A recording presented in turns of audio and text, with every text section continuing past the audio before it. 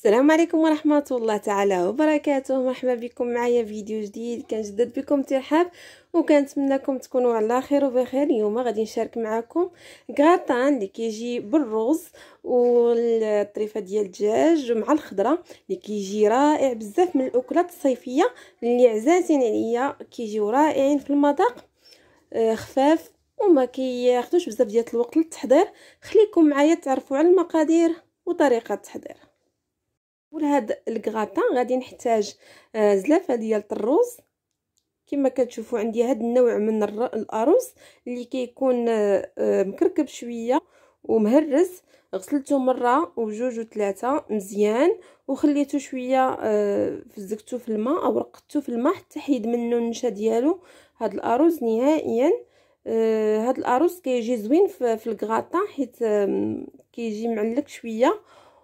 وفي واحد الاناء اللي غنطيب فيه الرز ديالي درت القليل من زيت المائده ودرت وريقات ديال الطراند. الا عندكم القليل من الابزار الابيض اولا القزبور حبوب اولا القرنفل ضيفوهم، راه كيعطيو نسمه زوينه في هذا الارز، كيجيبوا الكغاتان فيه نسمه زوينه.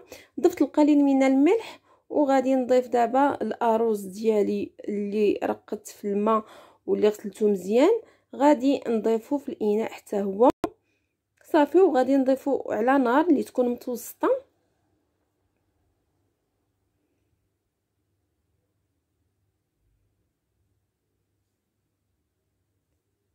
صافي كما شفتوا معايا انا هنايا رانا ضفته فوق النار، نار متوسطه، وغادي نحرك على هذا الشكل هذا واحد 4 حتى 5 ديال الدقائق. وإلا كان عندكم الوقت خليوه حتى يتحمر شويه يولي اللون ديالو غادي اللون الذهبي.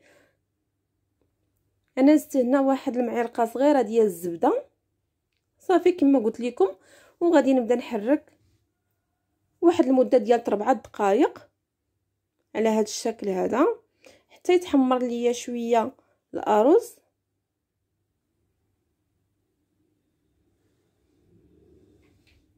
صافي وكما شفتوا انايا ضفت زلافه ديال الارز. غادي نضيف 2 زلايف ديال الماء بارد، غادي نضيفهم فوق الارز اللي درت في الاناء كما كتشوفوا على هذا الشكل. زلافه ديال الارز فيها 2 زلايف ديال الماء صافي. وغادي نخليه دابا على نار هادئه او متوسطه حتى يبدا يغلي. غادي نحسب ليه بالضبط 4 حتى 5 دقائق وغادي نطفي عليه لان هاد النوع ديال الارز كيطيب دغيا. هنا في واحد الاناء في واحد المقلاة عفوا غادي ندير القليل من الزيت باش غادي نصايب الحشوه باش غادي نرافق هاد الارز. عندي بصله كبيره قطعتها قطع صغيره وغادي نخليها تشحر مزيان في هذا الزيت حتى طيح مزيان ويتحمر اللون ديالها. صافي غادي نضيف هنا عندي القليل من القرعه خضراء والفلفله خضراء اللي قطعتهم قطع صغيره، غادي نضيفهم وغنخليهم يتحمروا او يتشحروا هكا فوق النار مع البصله.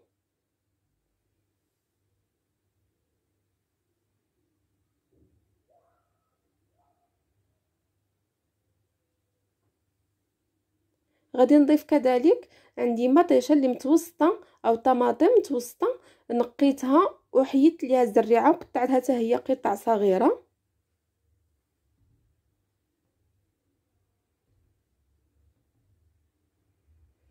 عندي واحد سنينه ديال الثومه او فصه ديال الثومه وحده. وعندي القليل من قطع الدجاج اللي قطعتهم حتى هما قطع صغيره على هذا الشكل. صافي غادي نخلي كلشي على هذا الشكل هذا. غادي نمزج الجميع المكونات وغنخليهم يتشحروا واحد شويه على نار دائما متوسطه.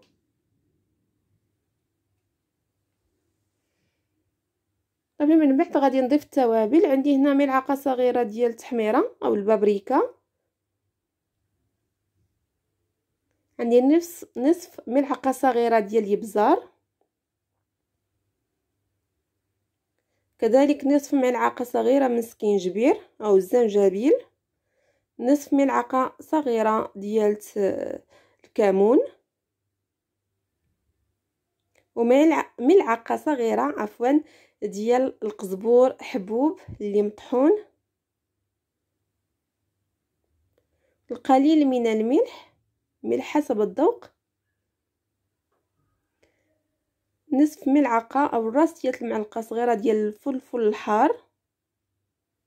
صافي، كنمزج كلشي مع بعضياتو، وكنخلي الخضره وقطع الدجاج يتشحروا مع التوابل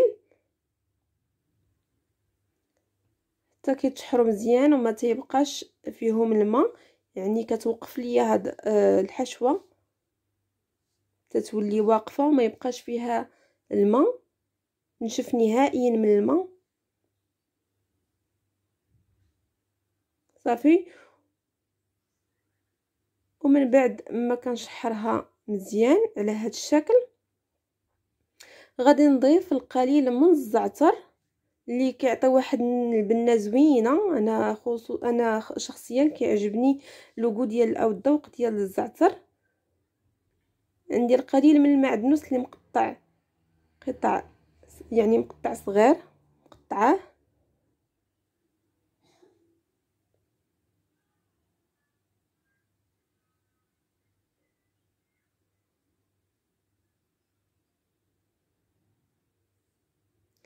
صافي، غادي نخلي كلشي يتشحر على هذا الشكل هذا ونخليه على جنب.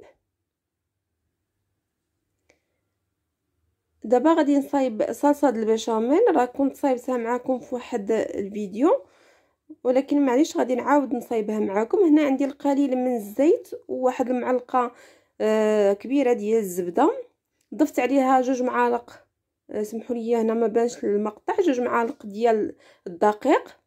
صافي، وغادي نبدا نضيف الحليب شويه بشويه حتى تطلق عندي الخليط كامل مع الحليب. غادي نبقى نضيف الحليب وانا كنحرك حتى نتحصل على صلصه ديال البشاميل خفيفه ومطلوقه.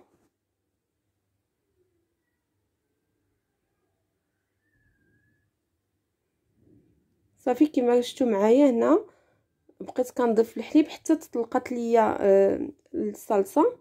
غادي نضيف القليل من الكوزه حسب الاختيار، اللي بغى يدير غير الابزار يدير غير الابزار. انا غادي نحك هنا القليل من الكوزه حكه خفيفه، وغنضيف القليل من الملح. صافي، من بعد ما وجدت ليا صلصه البشاميل، هنا وجدت واحد المول اللي عندي مستطيل دهنته بالقليل من الزبده، وغادي نسرح فيه لاصوص بشاميل في الجوانب او في القاع ديال المول كامل. غنسرحو على الجوانب كما قلت لكم على هذا الشكل كما كتشوفوا معايا. صافي، وغادي نبدا نحط فوق منه او نوزع فوق منه الارز اللي طيبت من قبل. صافي، على هذا الشكل هذا غنبقى نوزعو كامل في الاطراف او الجوانب ديال المول. هذا الارز هذا كيجي زوين وكيجي معلك، كيجي خفيف هذا الكغاطا. صافي، من بعد ما وزعت الارز دابا غادي نبدا نحط فوق منه الصلصه او الحشوه ديال الخضره والدجاج اللي صايبتها هي معاكم. نبقى ندير طبقه ديال الارز وطبقه ديال هاد الحشوه ديال الخضر والدجاج. نبقى نسرح في الجوانب ديال المول على هاد الشكل كما كتشوفوا. صافي، من بعد ما ضفت طبقه ديال حشوه ديال الدجاج بالخضر، ضفت من بعدو طبقه ديال الارز، وكذلك كما كتشوفوا معايا دابا انا كنحط كنقد واحد الطبقه اخرى ديال الحشوه ديال الدجاج بالخضر. صافي. هذا الكغطان كيجي رائع، كيجي زوين، حيت كيجي متنوع، كيجي طبقات، طبقه ديال الارز، طبقه ديال الخضر والدجاج، وكيجي بنين. وهذا الارز هذا النوع ديال الارز كيجي معلك وكيجي خفيف بزاف، خصوصا قليناه شويه كما شفتوا معايا داك الطريقه اللي درنا ليه في الاول، يعني كيخليه يجي زوين وكيجي بنين، كيجي واحد المذاق فيه رائع بزاف. دابا غادي نبدا نضيف لاصوص بيشاميل.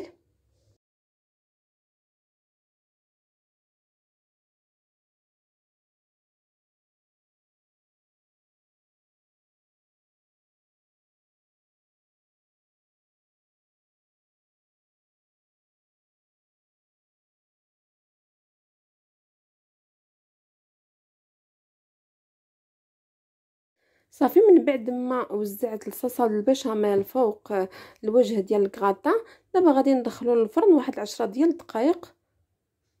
وهذا هو الشكل ديال الكغاطان من بعد ما خرجته من الفرن، خليته فقط 10 ديال الدقائق لان كلشي طيب فيه، خص غير الوجه ديال الكغاطان يتحمر وداك الفخوماج يذوب، كيجي رائع. نتمنىكم تجربوه بكم وتخليو ليا اللايك ديالكم وتشجعوني وتشجعوا القناه وتبارطاجيو الفيديو مع الاهل والاصدقاء من طبيعه الحال فضلا وليس امرا.